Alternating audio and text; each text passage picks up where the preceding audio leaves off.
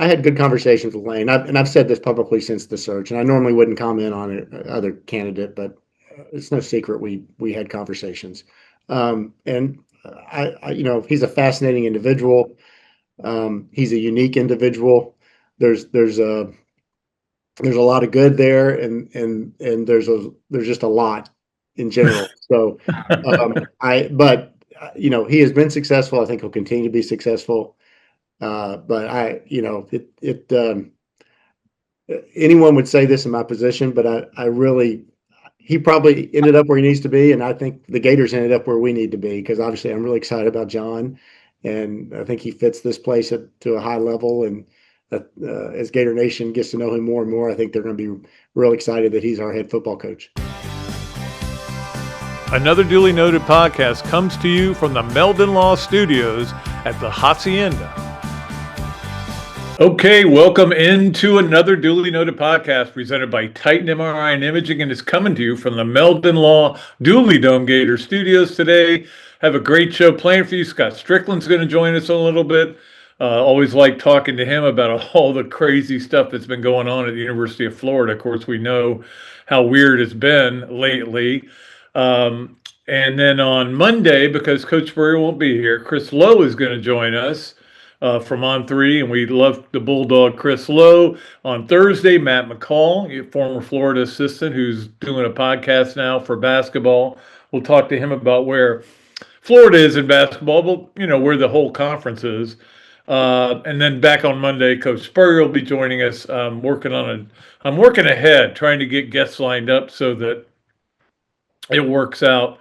I don't have to stress about it. But the one thing about it is, because you get somebody that'll be on, and this has happened with multiple people with me, and then as it gets closer to the time, you send another reminder text. They go, "Oh, something came up. I can't do it that day," and now you got to scramble last minute. Anyway, you don't want to hear how the stew is made, right? All right, so let's go ahead and get to our Royal Blue starting five. It is brought to you by our friend Randy Royal at Royal Blue Yacht Sales. The only place to buy a boat. There's no question about that. We appreciate Randy, and we appreciate Royal Blue. Now, when we do this, we always talk about, these are the five biggest stories in my mind that are going on right now. Doesn't have to be national stories. It's mostly local stories. So the number one story to me this week has really been the portal. I'm sorry. We hate it. The portal's it's not what it was intended to be. It's not good for college football, in my opinion. It is good for some things, though. One thing it's good for is leveling the playing field, and we're seeing this. Texas Tech, Indiana, Indiana's now got Mark Cuban on board with all his millions, and they're able to go ahead and buy these rosters. And, that's good for other teams. It's not going to be Alabama, Clemson every year in the playoffs, or in the finals. But the good news for Florida, there's nobody they've gotten in the portal that knocks your socks off yet, and maybe they won't. I've said this before, I'll say it again. It's not like the University of Florida can sit there and pick and choose who they want. There's a lot of money out there, and there is also a 4-8 team back here. Now, don't forget that. Florida has not been relevant in college football for a while, probably since the Kyle Trask year when they were scoring crazy. That's the last time Florida's been relevant in football. And I say that painfully, but it's the truth. Look, they're always a team you got to pay attention to, but 4-8 is 4-8, 5-7 is 5-7, 6-7 is 6-7. They had the 1-8-5 year, but that was the high point of the Billy Napier era. That said, there were guys that Florida really needed to retain, and they pretty much hit them all. And the news that came out this week of Jaden Baugh and Jaden Woods coming back. Jaden Woods was in the portal, and in fact, it's so funny with Jaden Baugh, because one of the coaches told somebody that I know, "Hey, look, is he in the portal?" "No." "What does that tell you?" He never got in the portal. That's the great thing. And for them to retain him, it's important. Look, I said this before. If they lose one running back, he's a great running back, but if they lose a running back and they replace him with others, it'll be fine. Don't worry about it. I'm not going to get too upset about it. And I think it's because I thought Ball was going to go somewhere, but he didn't. And he's staying here, and that's exciting. Woods was in the portal, and Florida came in and hit him hard with, I'm sure they gave him a lot of money, and they Summerall met with him Tuesday, and on Wednesday evening it came down that he was coming back. So when you have him coming back, and you have Ball coming back, and you have Miles Graham coming back, and you have Dallas Wilson coming back. I mean, they've kept the people that we wanted to see him keep. The one guy that I would like to have seen him keep that they didn't keep was Trey Wilson. But that's I don't know why he wanted to go somewhere else, but that's fine. That's fine. Florida's going to have enough wide receivers, believe me, by the end of the day. Florida got a transfer named Dooley, and I'm excited about that. I don't know much about Cam Dooley from Kentucky, defensive back. That's all I know, pretty much. His stats don't overwhelm me, but he started for them. And look, there's nobody, like I said, there is nobody that they've gotten that blows me away yet. There are some guys out there that would blow me away, but I don't think they're going to get them. I mean, I don't know where Cam Coleman's going to end up. But anyway, there are 30 Florida players that got into the portal. Only 15 have landed somewhere. Doesn't mean the other 15 won't, but there's some that I don't think will, to be honest with you. There's a lot of guys out there that got into the portal that don't really have a lot of game tape or walk-ons or, not great recruits, not big-time recruits. I don't know. Whatever. This is the way we have to deal with it, and it is what it is. And that's the thing you guys all understand is this portal is a disaster. It is not what anybody wanted. The NCAA is powerless to do anything about it. Whatever happened to the College Sports Commission? Remember that? That was going to regulate the NIL and keep people from overspending and approve and disapprove deals. These guys are offering $5 million for quarterbacks, and they're committing, and they haven't been approved yet by that College Sports Commission. You know why? Because I don't think the College Sports Commission exists, to be honest with you. Who is getting paid to sit back and go, we can't do anything about it? And that's basically what they've said. So it is what it is. And look, the bad thing is for me, because I don't want to see all this movement. I agree. The original idea was you would allow players to transfer. Now, the thought was it would be a one-time transfer. But you would allow, if you weren't happy at a school, it was ridiculous the way coaches could keep you from going to certain schools and make you sit out of here. Yeah, it was ridiculous. It was set up by the old-time coaches, the Bear Bryants and Johnny Votts, who didn't want to have to deal with having to do their rosters all over again. Guys, those old-time coaches from that year, the Shug Jordans and Ray Grays, they must be rolling over in their graves because they're sitting there going, what? You have to redo your roster every year? Anyway, let's get to number 2 on our Royal Blues starting 5, which is some of the things that are going on with the portal around the country. Now, the big story, of course, is Damon Williams, who signed a deal with Washington, their quarterback. Signed a deal. He's not going anywhere. And then people got involved, and his agent, this is all about agents. Look, anytime you hear a story and you go, man, that's terrible, it's an agent involved, okay? You know that. But there's no question that what happened with him was, hey, I think I can get more money from LSU. And that's apparently what may happen. Now, it is going to be one of the biggest. I don't even know what the rule. Whatever they end up doing is going to be dynamic in the portal. because I don't know. They can't make him play. They can't make Damon Williams play for Washington, but they can have a penalty. Maybe they get money back. I don't know what's going to happen there. It's going to be interesting, and I think a lot of people are going to follow it. I mean, it says in his agreement. I mean, we always talk about this. Well, you signed a contract, you got to play. I'm talking about the NFL. Now we say this in college. Well, it says in the agreement you can't accept NIL from anybody else. So if you want us to waive that, we're going to have to get money from somebody. Who knows where that's going to end up? And if he ends up at LSU, he does. The Sam Levitt thing is fascinating too, because we thought he was going somewhere, and now he's looking at LSU and Tennessee. He visited Kentucky. I think he visited Maryland too, and now he says LSU or Tennessee. Just go somewhere. I don't care where it is. If you go to Tennessee, it's another guy Florida's going to have to play. Even as much easier as their schedule, I think, got this year. It's not. It's the portal is making it a little more difficult. Guys going places.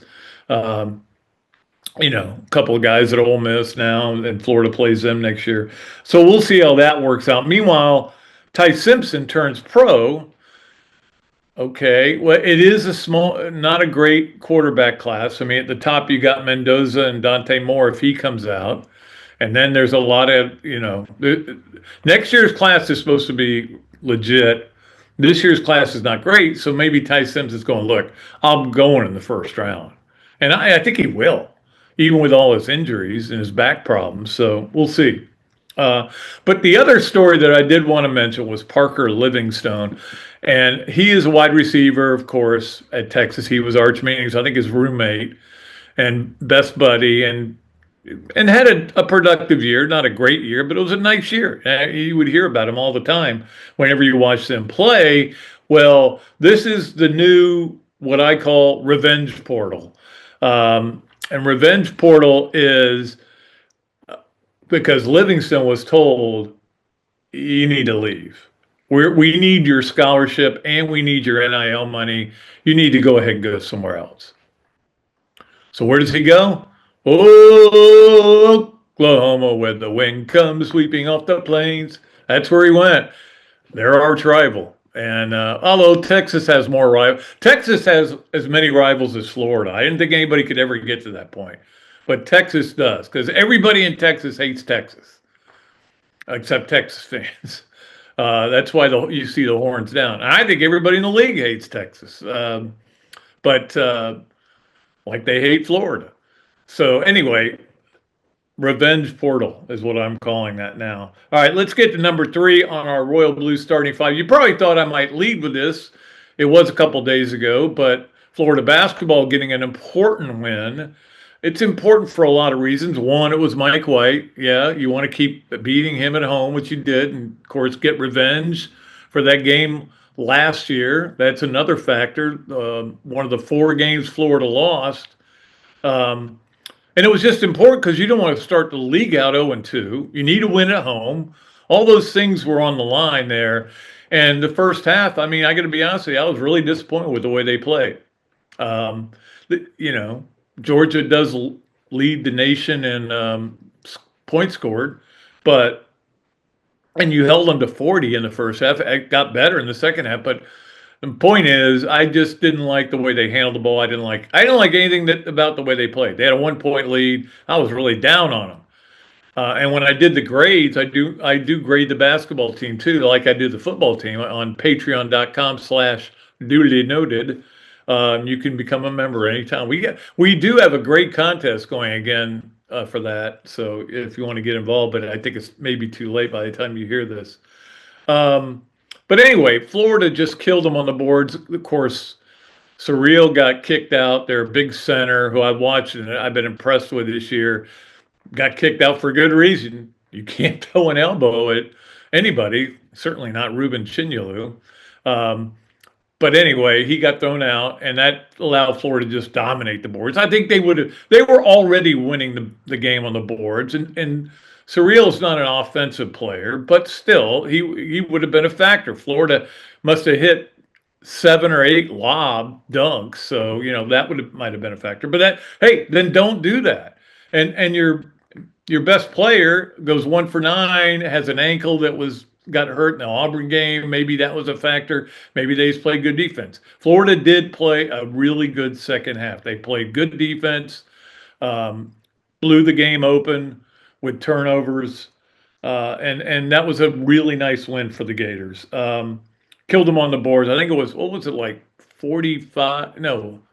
Anyway, whatever it was, they beat them by like 21 on the boards, and that is certainly a factor. So good win for the Gators. They got Tennessee on Saturday, and that'll be another big game. This league is still loaded. It's not like it was last year when they had 14 teams get in, and I think the league is as loaded as it was that year. That year, the difference was last year was that they had a great non-conference.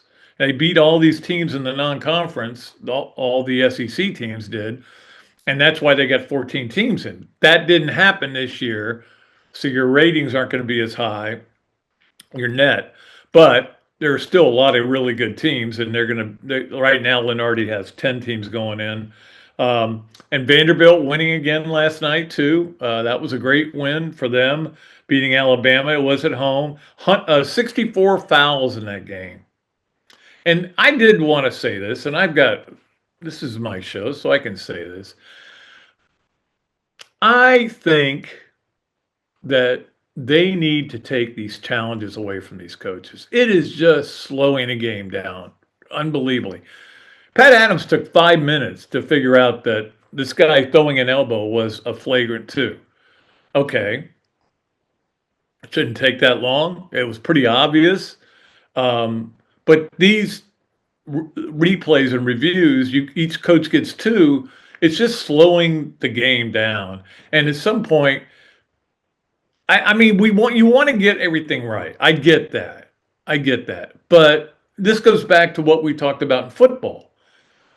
There is a way, like with what they're doing in the NFL, with the assisted, what is it called, assisted reviews or whatever they do, where they'll notice, the replay guys will notice right away, oh, they missed that call, and within seconds, they go, hey, you missed that one, that was not a catch. Okay.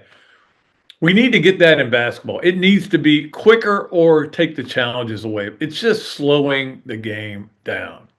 And this time of year is when you get a little bit of momentum going your way in basketball in terms of viewership, because football is still going, and we all know what's going on this weekend but people are starting to pay attention to basketball now. ESPN has the NCAA men's basketball back on their front page. They just did it this week, but it hadn't been there for a long time. Anyway, my point is, don't screw up what is a really good game. Kentucky lost again. That's always a good thing. And they lost to the team that just beat Florida. That Missouri team, somebody made a good point about this. Missouri, they put together a roster that plays together. And that's not easy to do these days. And sometimes it doesn't work out that way. But they have done that. They have put together a roster that knows how to play together, makes tough shots. You saw it against Florida. They're a good team. And Kentucky right now is not a good team. And they are 0-2 in the conference, which is what I said I didn't want to see Florida get to. Anyway, that's kind of a little quick wrap up on the SEC, but we'll be talking a lot about the SEC basketball going forward. All right. It is time for us to get to number 4 on our Royal Blue starting 5, which is, I don't know if you're doing it, but the playoffs are tonight, or start tonight, and the college football. It has been so weird. But I wrote this thing for Patreon yesterday about if it's so bad, why are we watching? Because you see the ratings come out. They're 18% more. They're 24 million watched the Alabama game, which was a blowout. And the bowl games got unbelievably high, like record highs. And the bowl games are, dead, everybody said. This is what maybe ESPN knew what they were doing. Now, I will say this, number 5 on my 5 reasons that we watch, and there were some good reasons on there. I was pretty proud of the work I put in on this. But number 5 was Nielsen is doing it differently. They're counting everything. They're counting smart TVs and set-up boxes and everything. So it may just be a natural bump from them doing it differently, and not so much that everybody just loves college football. But I think the fact that there were 5 SEC teams in there was a factor. And I wonder sometimes how that is going to affect the future of college football. Because when you're doing these committees, ESPN wants the teams that people want to watch. 8, I think it's 9 of the top 11, I think it is. You can read it on patreon.com/Dooley noted. 9 of the top 11 most watched teams in the country are from the SEC. All of them were in the playoffs. All 5 of the SEC teams that were in the playoff are among the most watched in the country. I mean, it is what it is, and so I don't know. We'll see how that goes. This is an awesome weekend coming up. When you talk about, we start with the playoffs tonight, got another one tomorrow, Saturday NFL playoffs, Sunday NFL playoffs, Monday night NFL playoffs. A lot of stuff to watch. Get a nap during the day. I think I will. Anyway, it's going to be fun. And this is really our last great weekend, I think, in my opinion. Now, I don't want to say the last great weekend because we still have a football season to come this year. But last great weekend for a while until we get to March Madness, in my opinion. That's when we have another one of those. Like, I will watch every basketball game I can watch. However, when we get to the March Madness is when everybody watches. That's my point. All right. Let us move along to number 5 on our Royal Blue starting 5. And that is, I read this story, and Pat Forty is one of my favorite writers. He does a great job. We need to get Pat back on the show. We've had him on before, but we'll get him back on soon. Maybe after the playoffs are over. But I wanted to, he wrote a piece for SI, Sports Illustrated, about, and the title was Lane Kiffin, the Weasel. And I've talked to a lot of people about this. In fact, I ran into James Bates last night. My wife and I and daughter, Kelsey and I, went to Dragonfly we wanted to have a nice dinner. And Batesy and his wife were there. And in fact, he was saying he was going to go talk to Summerall today.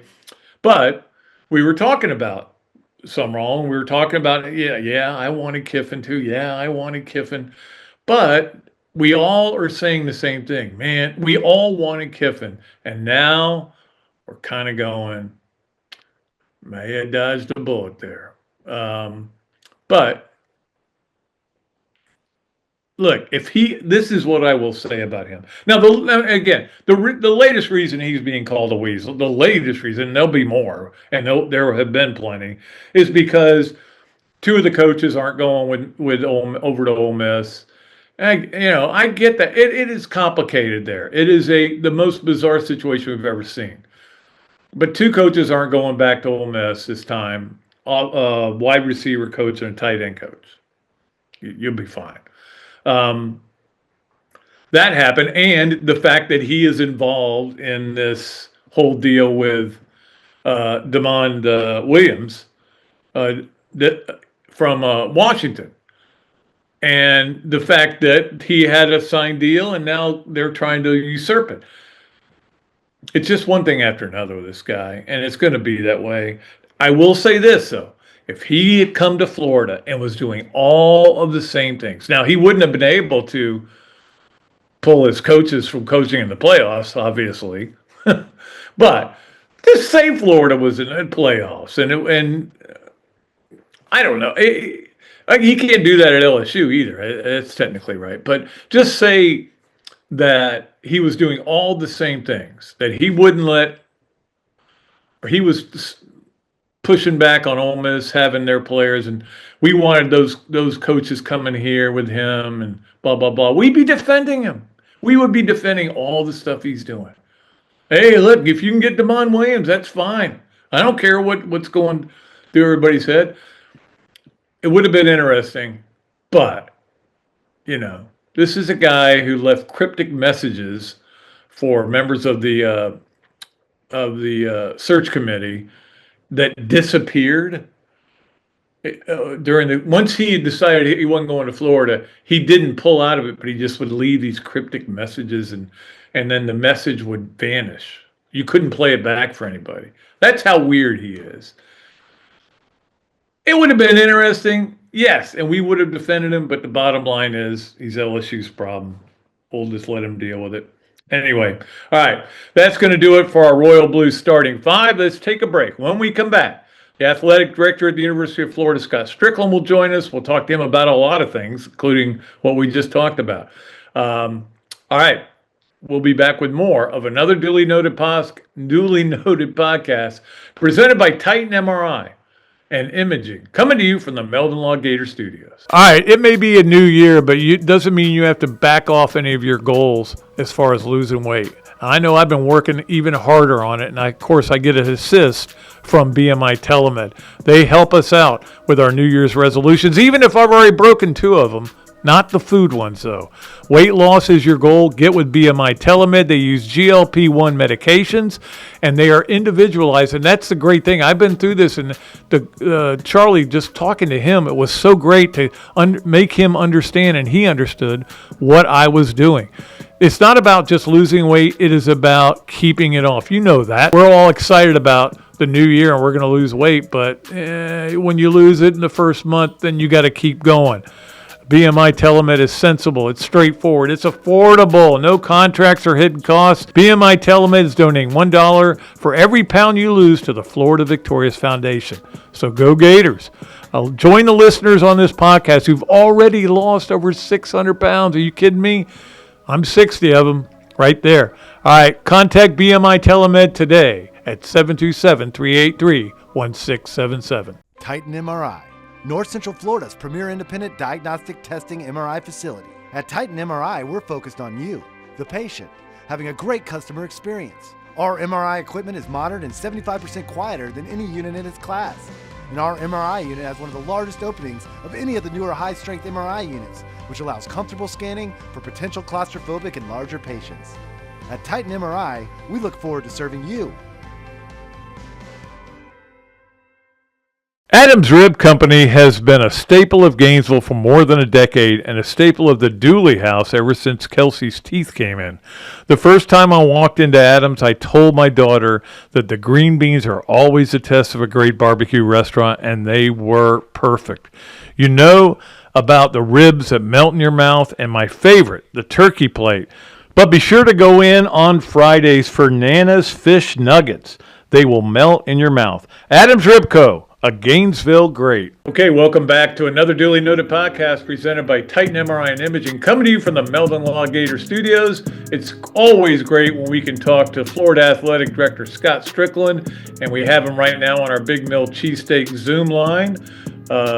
Scott, it's been a crazy time lately around your place, and I know you're excited about your new coach and what he is getting done right now, and it's such a weird canvas that you have to paint on. Well, it is. There's, change is always interesting and can be very exciting. And I would say that this has been an exciting few weeks. Obviously, it's been unique in that John was juggling two jobs there for a little bit. Usually, you hire someone, they come to your place, and they're off and running. He had to take care of the CFP commitments he had over in New Orleans at Tulane, but it's been he's been refreshing in so many ways. His energy, his how decisive he's been in so many areas, and then it's also been a huge help to have Dave Caldwell in leading our front office at football, and to see the way that they have developed a rapport and a relationship in a short period of time and have worked really well together. And John would be the first one to tell you that any success that the program has had in retaining players or getting guys committed out of the portal in large part has been because of the work that Dave and Nick Polk and others in that front office have done to, number one, while John was off at Tulane, but also just even since John's been here, they've done great work because they do John does the recruiting and Dave does all the negotiations, settles the contracts, and it's those are both really important parts of this ecosystem that we're in.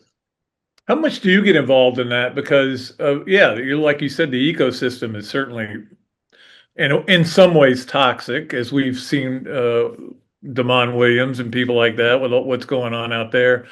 But I mean, if somebody comes to you and says, "Hey, we need this or that," you're kind of out of that right now, aren't you? You're just like, if you need to talk to me, I'm here, but I can't get you more money. Well, we've given them we've been blessed because of our support, Gator Nation, people who love the university, our boosters, and also because of our the work that Michael Seeley and our revenue generation group has done to create some third-party opportunities that they've got a really competitive pool of resources to work with. They usually what you find is the athletic director gets brought in when there's a problem that they can't solve easily and they need, no one brings solutions to the athletic director. They bring issues. And so, but fortunately there's not been a lot of those and they've been keeping me up to date, which I appreciate. And this is again, it's such a unique, I don't know if it's unique. It's a different world than where we've been in the past. And I kind of see the role of the athletic director in today's world being much like the owner of a pro franchise in that you're responsible for everything. But you're not actually the one doing it. You hire people and put people in place to do the work. And there's some big decisions that they're going to bring to you to get your blessing on. Howie Roseman is obviously a great Gator, GM of the Philadelphia Eagles. When they're signing a high price free agent, I guarantee you he goes to the owner, Jeffrey Lurie, and says, "Hey, Jeff, this is what we're going to do. I want to make sure you're okay with it." I get that occasionally, but those guys, they know what they're doing. They're the pros. And in a short period of time, they've shown that they're worthy of the trust that we put in them. When you were making this hire and you were doing you did a lot of interviews with different people. Some of them were reported, some of them weren't, but we all know there were a bunch of them out there. Did you have any trepidation about hiring another guy from a group of 5 or 6, whatever it's called now, but because of Billy Napier not being successful here? I really didn't. You don't want to artificially limit your pool, and just because the last coach was right-handed, it didn't work out. I'm not going to interview anybody who's right-handed. You could be arbitrary in how you do that. The last coach was a offensive lineman in college, so we can't hire a coach who played offensive line in college. I mean, I'm using examples that are just kind of preposterous, but that would be, to me, that's similar because there are a lot of examples of coaches who came from that level who have been successful. One of them has the number 1 team in the country right now, Kurt Cignetti, who came to Indiana directly from a group of 5 school in James Madison. So I would say the likelihood of success is no different whether they come from a group of 5 or whether they come as a coordinator or whether they come as a sitting head coach. It's the more successful someone's been in their past is probably the best indicator of what their future success is going to look like. And that success can come from any number of different places. Yeah, absolutely can. I know you were happy about your basketball win Tuesday night. 100%. It's always good to beat the dogs. Right? Exactly. And, I like Mike White, but, it's nice to beat him too. I like Mike a lot as well, but yeah. I like. Well, just like with Billy Napier. I love Billy Napier. Every time I was in a room with him, I felt like I'd learned something about football and leadership and everything. He just couldn't translate it to the field. And it was frustrating, for everybody. And certainly frustrating for you to sit there and watch that product over and over, not quite be able to get it done. There's no question. I know Fans get frustrated when there's not success, and my message to the fans is no one gets more frustrated than I do. And for anyone who has fired me on their keyboard, I fired myself in my head many times over because we are in this, we get in this profession because we're competitive and success matters. And if you're not in it to win it, what are we doing? So, yeah, back to your first comment. This set was about basketball, and obviously, real excited about what Todd's done since he's been here, and not just because of the title last year, although that was a crowning moment, but I think we got another good club this year, and I think we have what Todd has shown each of the last 2 years is his teams have gotten better as the years gone on, and they're pretty good right now. We rebound better than anybody in the country, and we defend about as well as anybody in the country. If you do those two things, you're going to win a lot of ball games. My father-in-law is in the Basketball Hall of Fame, and he always says defense and rebounding is what the key is. So I would like to make a few more shots. I'm sure everybody would, including Todd. But really excited about that program, and I think John brings a similar energy, and it's interesting. Some of the former coaches you've heard from, Coach Spurrier and Coach Meyer on the day that John was hired, and their interaction up to this point, they were very positive about him, and but even other coaches who I've run into who have been at UF in the past and know what it takes to be successful here, who know John or have run into John, they've been very excited about, because he does bring that energy, that the term is juice maybe, and he talks about winning a lot, and that is such an important deal. What you talk about and focus on, your players tend to realize is important, and coaches who win a lot, they tend to talk about winning a lot. Well, that's the thing. That the two things I took out of his opening press conference were that I'm going to win. We're going to win, and I'm built for this. And that was good to hear. I thought he showed the edge I think has been missing from Florida football, that I've said for a year and a half it's missing. They need to get an edge back, and I think he's going to bring that edge.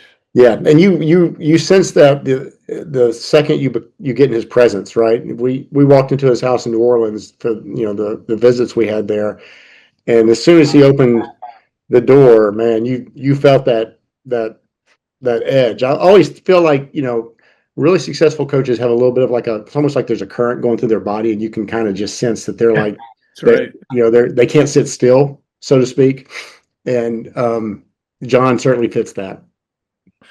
Speaking of guys who can't sit still or couldn't sit still when he was at Florida, Urban Meyer was back in the house this week, so that was great to see him. And I should have tweeted that out, that there are two Urbans in the building, and then it turned out after the game they were making a big deal out of it. But it's good that the way he is going to be a kind of, I don't want to say an ambassador because we already have an ambassador, but that's kind of the role he's taking on here and going into the Ring of Honor next year.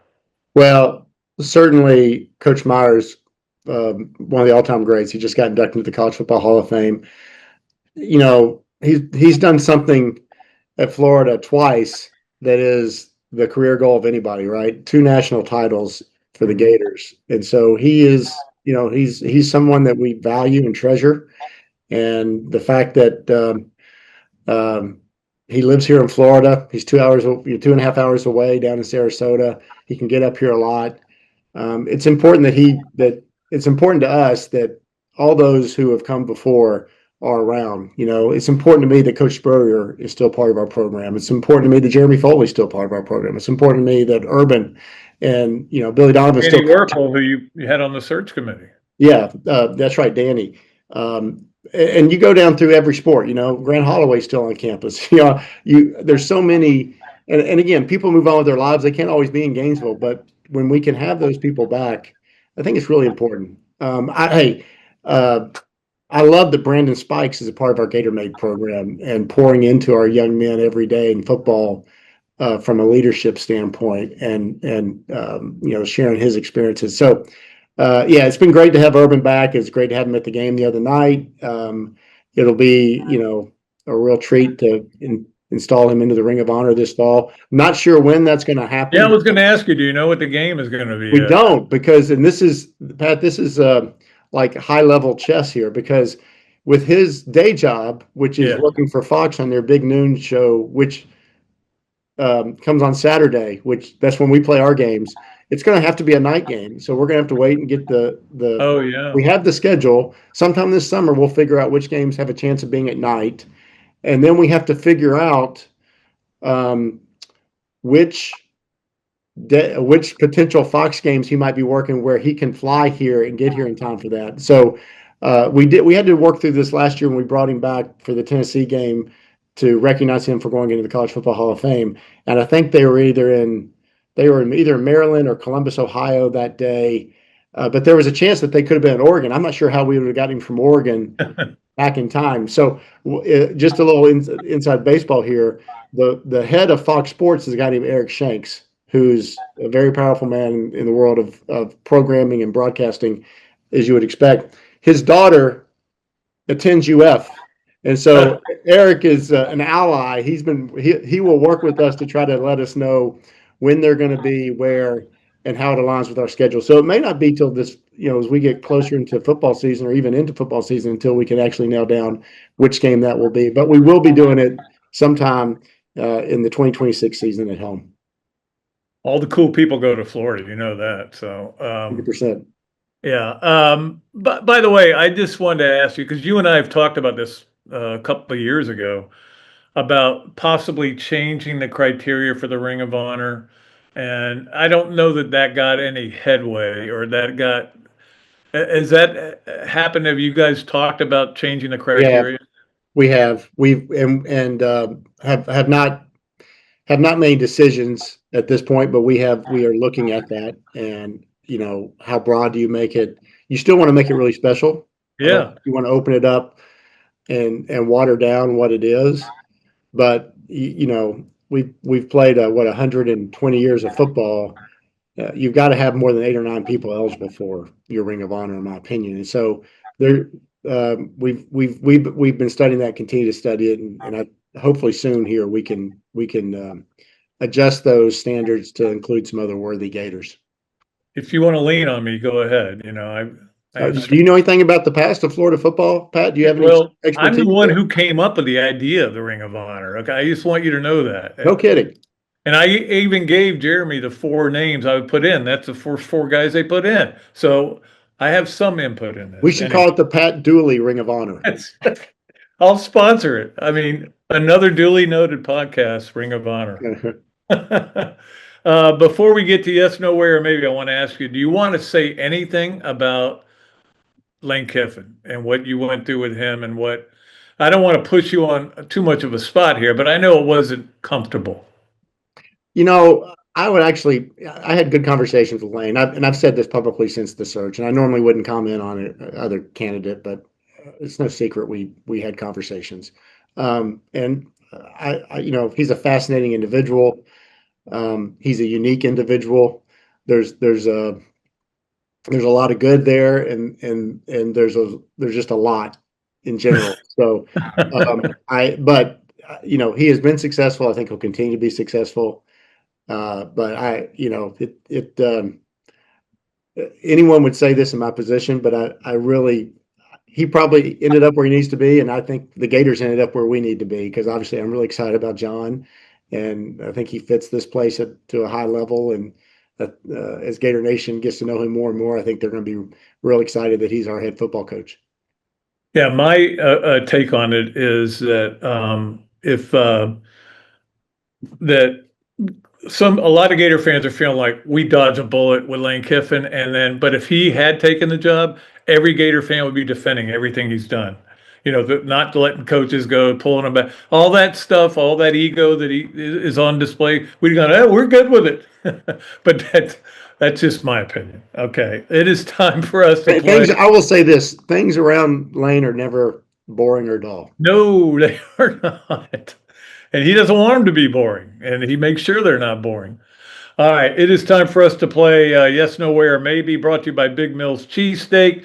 Street dining done the right way. If you go there and say you listen to this podcast, you get free French fries with your order. Yes, No, Where, Maybe with Scott Stricklin. Number 1, I can't read my writing here. Oh, you get bothered when people misspell your last name in email. I would say yes, not to a high degree. It's not a huge irritant, but I think everybody wants their name spelled right. I get it. I understand it. I don't get offended, but I know, I'll put it this way. I notice it. Well, I get a lot of emails about you, obviously. And when they send them to me and they spell it Strickland, I always just correct your name. I don't respond to what they said. So it's Strickland. Well, I will say this, and this is anytime I meet somebody whose last name is Strickland and mine is Stricklin, I think we were all Stricklands at some point, to be honest with Yeah. you. And somewhere at Ellis Island, somebody misspelled it, and so I ended up as Strickland. But the story I was always told is that we were all Stricklands, and a part of the family started stealing horses. And so those of us who didn't want to be associated with them, we changed the spelling of our name. So when you meet someone who's Strickland, just understand that's probably the background that they're coming from. It came down to horse thievery. Yeah. Oh, maybe it was the other way around. You guys. Well, it's highly likely. All right. Number two on Yes, Nowhere, maybe with Scott Strickland. You had two coaching hires recently, obviously. These are your last coaching hires, you hope. 100%. I love the group of coaches we have now, and we've got some Hall of Famers that I hope continue coaching forever, because you never want to have to replace them. And I'm excited about the people we brought in, whether it's John or Nick Zimmerman in women's soccer, native Floridian who we've been able to bring back, and he has a similar energy vibe to what John has brought. Ryan Tice in volleyball, and so many others. So you never know. As part of the job, a lot of times is as athletic director, that's something that we have to deal with occasionally, and you never know when somebody may decide to do something else in life, or we may decide they need to. But I'm hopeful that the group we have will be here a long time. We need to get soccer going again, man. It was so much fun. Yeah, I used to go to a lot of matches. I need to get it. 100%. Every game can't be 0-0.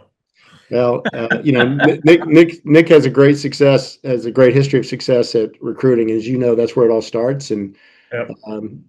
did a good job last year in the SEC, and he's already kind of reshaped the roster in that sport as well. So there's a lot of optimism.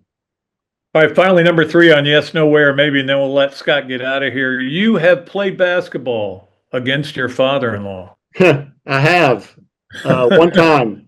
For those of you who don't know, Bailey Howell, who's a Hall of Famer, he's an unbelievable player, 12 years in the NBA, and great player. He was first team All-American in college, too. He was.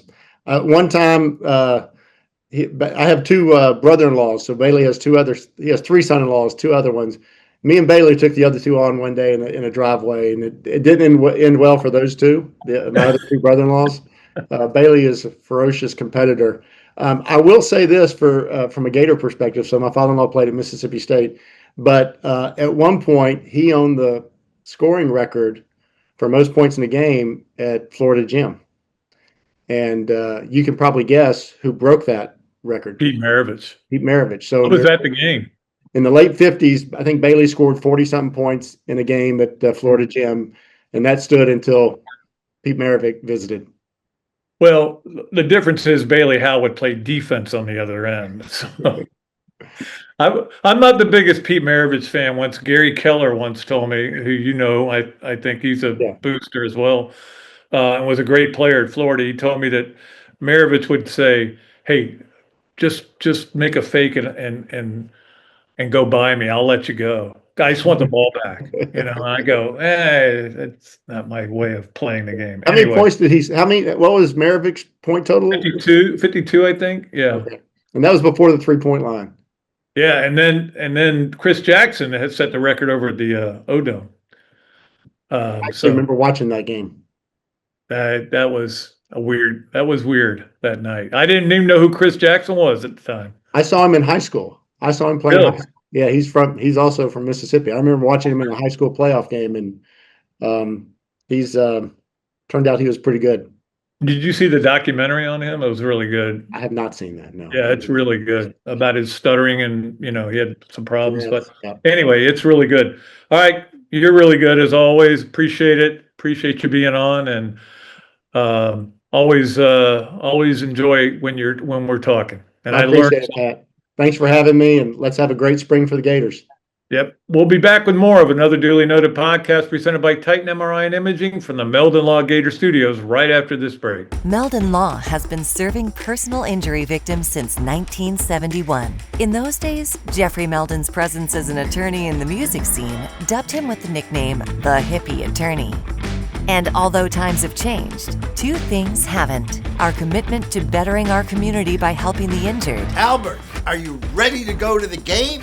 and our love for the Florida Gators. If you bleed orange and blue, Meldon Law is the firm for you. At Royal Blue, we use such tools as AI, bulk email marketing, trade shows, Google search advertising, and multiple websites. We take a much more proactive approach to getting your boat sold in a timely manner. With our extensive client list and broker-dealer network, we can track down vessels that might be perfect for you and your family, that may not even be listed for sale yet, giving you the right of first refusal. We have spent the last 15 years in boat sales, observing and listening to our clients. In response to our findings, we have constructed a custom yacht brokerage that strives to fit their needs and not ours. Call us today to schedule a consultation to see what Royal Blue can do to solve all of your boating needs. Call Randy at 850-974-1294. Okay, and welcome back to another duly noted podcast presented by Titan MRI and Imaging, coming to you from the Meldon Law Gator Studios. Let us get to our fun stuff we do in the third segment. We'll start off with our Hesser and Kipke three things. Hesser and Kipke, with over 50 years of combined legal experience in North and Central Florida, Hesser and Kipke is your place for bankruptcy, workers' compensation, and family law. Call or text Ken and Jennifer at 352-339-9920, Hesser and Kipke. All right, let's get to our three things with them. And we appreciate Ken and Jennifer very much for being longtime sponsors. All of our sponsors have been incredibly loyal. We appreciate it. So we start off with the number one story on Hesser and Kipke, and that is a Trae Young thing, which I guess just got unmanageable, and so they traded him to Washington. Now, that was where Trae Young wanted to go because the GM there, I don't know if he's GM or director of personnel or whatever he is the guy who drafted him, and so they've got a good relationship. But Trae Young is basically saying, who I like as a player, I like to watch him play. I don't want to go somewhere where I can win. I just want to go somewhere where I'm comfortable, and they'll let me shoot. That's not a good look for him, in my opinion. But hey, it's not a good look for Atlanta either. I don't know what they got out of it. He's a four-time All-Star, and I think he got him into the semifinals of the. I think he got in in his second or third year. He was really a big star, and it's kind of faded, and I don't know. It is what it is. They just deal with it. Let's get to number two on our Hesser and Kipke three things, and that is the interesting journey of Patrick Toney, who was in the NFL. Now he is going to be the defensive coordinator at Ole Miss. Does everybody just want to coach against Florida? Is that the common theory out there? Because he'll be coaching against Ole Miss. With Ole Miss as defense coordinator there. And again, Pete Golding is going to call the defenses. I don't know if he's going to actually physically call them, but he's the guy in charge of the defense. He's a defensive guy. But Patrick Toney back in the SEC. So I always liked the guy. I think he got in a little over his head to start. And I think he's built, he's worked his way back and learned a lot on that. But hopefully he's able to do well in every game except one. Let's get number three on our Hesser and Kipke three things, and that is that Todd Bowles is back with the Bucks. A lot of people wondered if he was going to get fired. He did not. Of course, they had a terrible finish to the season. Of course, won the last game, and it wasn't good enough because the Falcons win. But he said he's going to have changes in his staff, and I worry about my man Charlie's strong, but Charlie will be fine. But he was defensive line coach down there. We'll see what happens going forward. But I think we finally evened out what we're doing with NFL coaches. I think we know now. Now we're going to have a bunch of hires, and it's going to be incredible. And I'll get to one of the firings and hirings a little bit later on the show. That is our Hesser and Kipke 3 things. Appreciate them. Let's get to our Adams Ribco Gator of the week, brought to you by our good friends at Adams Rib Company. That is where Michelle and Adam will take care of you, all your barbecue needs. It's a place to go. We love it at Adams Ribco. Our Gator of the week, I'm sorry, I have no choice here. And I don't mean this negatively, but I don't like to always have like Gators of the weekend or Gators of the week, and it's always the same guy, But it's Thomas Houck. I'm sorry. It just has to be. If you watch that game, the guy was ridiculous. I mean, not only did he get a double-double, scored 28 and 10, or was it 10 or 11, he had five or six assists, a couple of steals, 4 block shots. This guy is one of the best players in the country. And look, as good as he was last year, and especially in the tournament, he was very good. We all know, but he was just a side piece. It was Walter's team, and then other guys did all their work. It was a great team. There's no question. I mean, it's not going to be put in there with the greatest teams of all time, with the Lou Alcindor, Tim Walton, Bill Walton teams, or any of those. But it's not up there with the Horford, Noah Brewer teams. But it won, and it found ways to win games, and they had all the clutch stuff.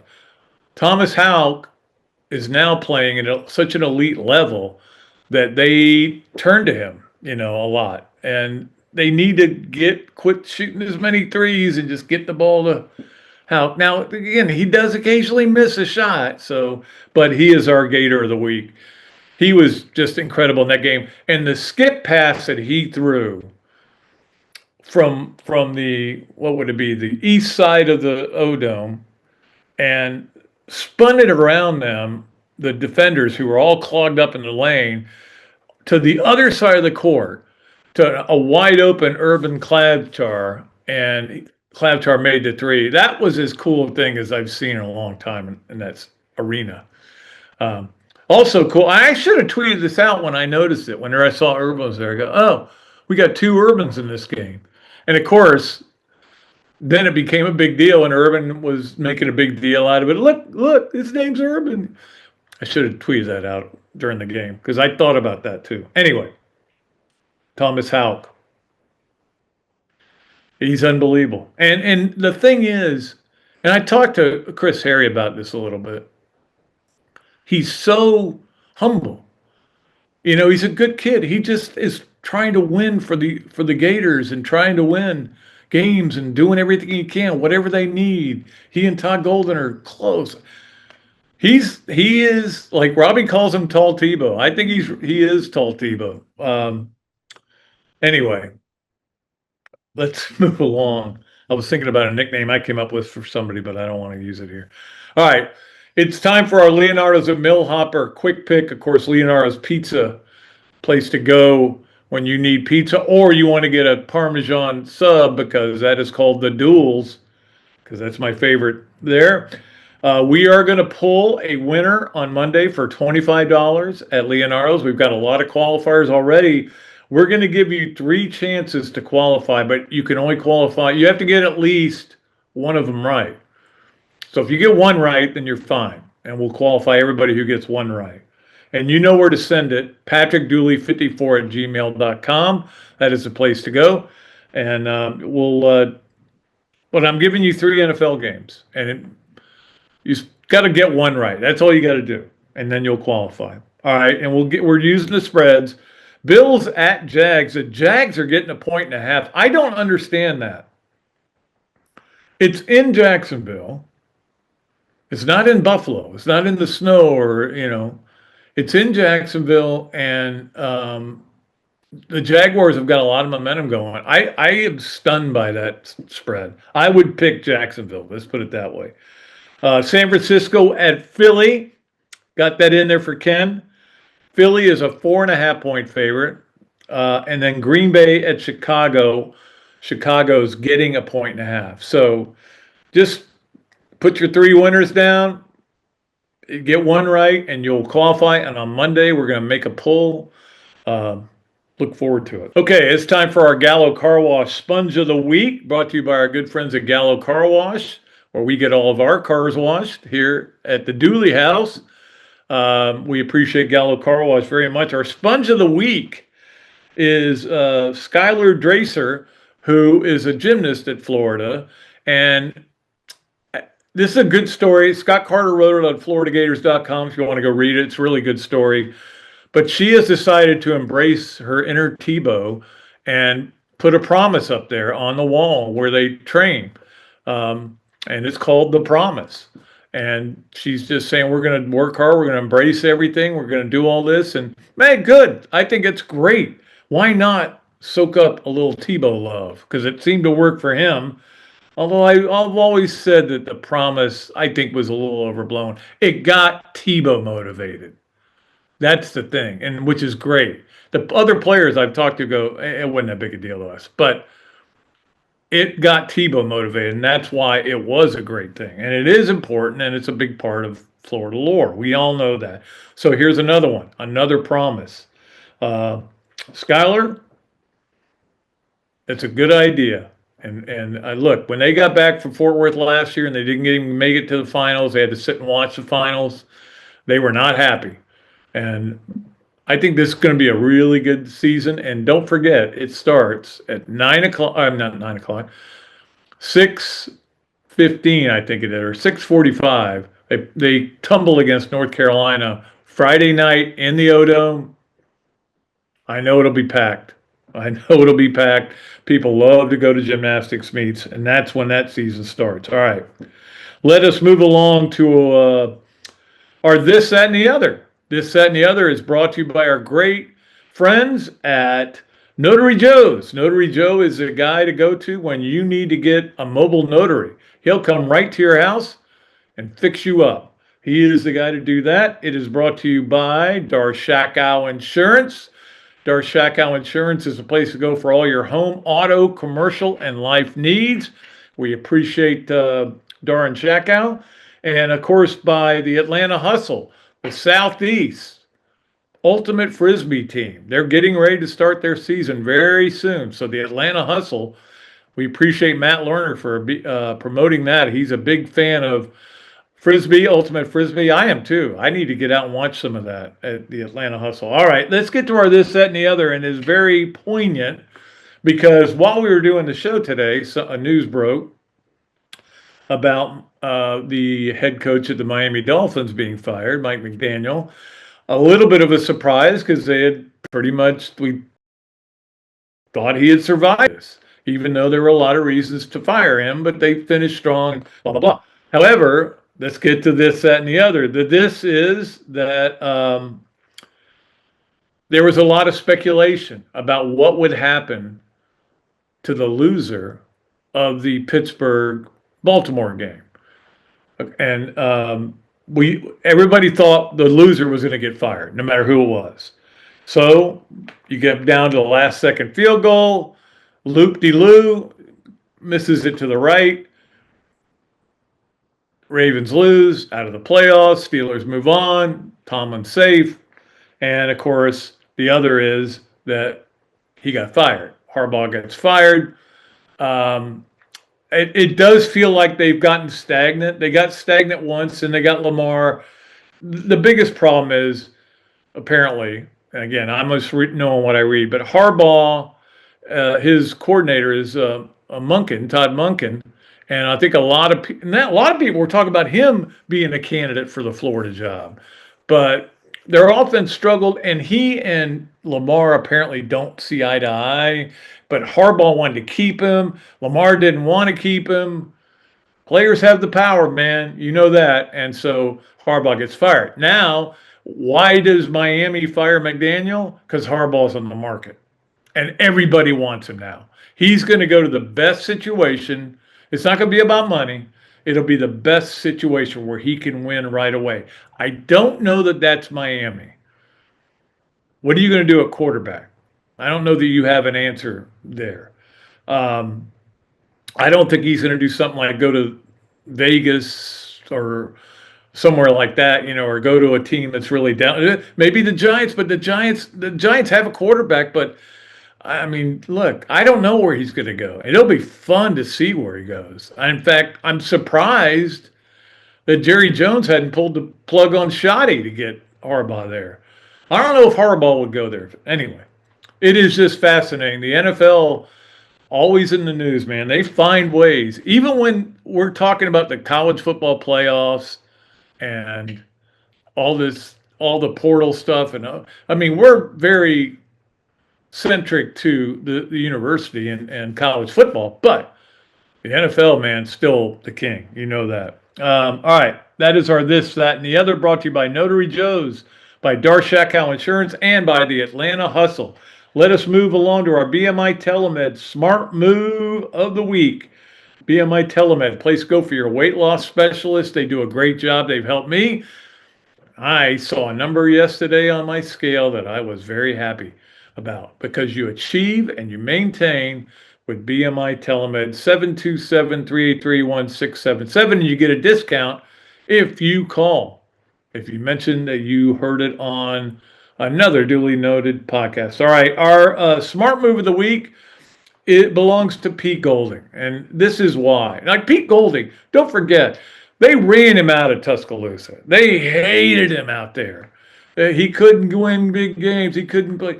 He goes to Ole Miss, does a great job. Now he's a head coach. But the thing is, he hasn't changed one bit. And this is a smart move. Be yourself under any circumstances. That is so important for people. If you're not yourself, you're not going to be successful. He is being himself. He's still cussing all the time, but some of the stuff I think the way he has embraced his new job, which it's his job now. I think everybody else has assumed, oh, this is like when Mike Leach died and they I can't even think of the guy's name that they brought in, Arnett. They brought him in to be the head coach, and they only lasted a year, and they got rid of him. Now he's back there. I think he's back there, isn't he? Coaching, assistant coach. But anyway, Zach Arnett. It's just, I think a lot of people looked at it the same way. Pete Golding will come in, settle things down, get him through this playoff thing, have a year, and then it won't be good, and we'll get rid of him. Well, I'm sure a lot of people felt that way, or in their brains. But he's embracing it and doing a great job. And he's my favorite coach left in the playoffs. I can tell you that much. I know everybody loves Signetti, but I love Pete Golding now. I'm fired up for him. All right. And that is our smart move of the week, just the way he has embraced that and attacked it with a fervor. I like that. I've seen interims and I've seen coaches who kind of knew it was a one-year deal not do that. Okay, that's all I have to say about that. All right.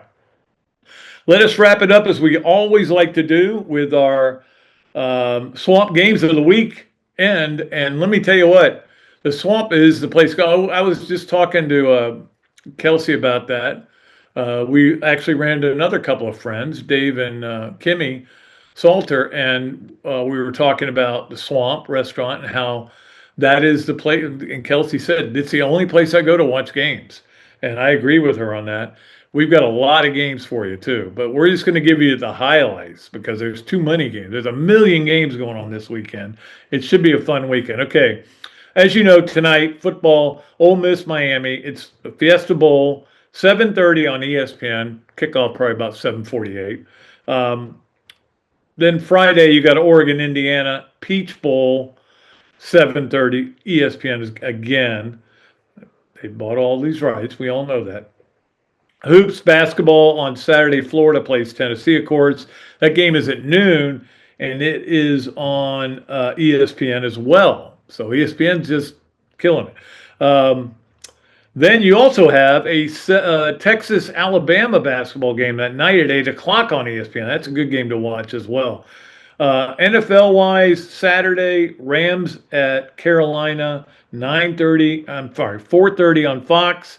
Green Bay at Chicago is at 8 o'clock, and it's on Prime.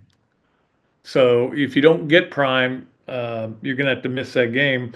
Sunday, Buffalo at Jacksonville's at 1 on CBS. San Francisco, Philly, 4:30 on Fox. And then the Chargers in New England, 8 o'clock on NBC. And then, of course, on Monday night, Houston at Pittsburgh. That's at 8:15 on ESPN. Also, Florida plays at Auburn in women's basketball at 3 o'clock on Sunday. It's only on the SEC Plus. If you get that, you can watch that game. And that'll do it. All right. We've had a great show. We've had a lot of fun. I hope you guys have enjoyed it, and appreciate you very much. We have got so much news going on that it's hard to get it all on one sheet of paper. But Monday we'll be back with another show. Chris Lowe will be our guest, and we will also make a poll on Leonardo. So that'll be a lot of fun. Appreciate everybody. Appreciate all our advertisers. Appreciate everybody who listens and watches another duly noted podcast. But I really appreciate Zach Rothrock, who does a tremendous job producing this show. We'll be back with another one on Monday. Until then, I am Pat Dooley. I am deep, I am way back, and I am out of here.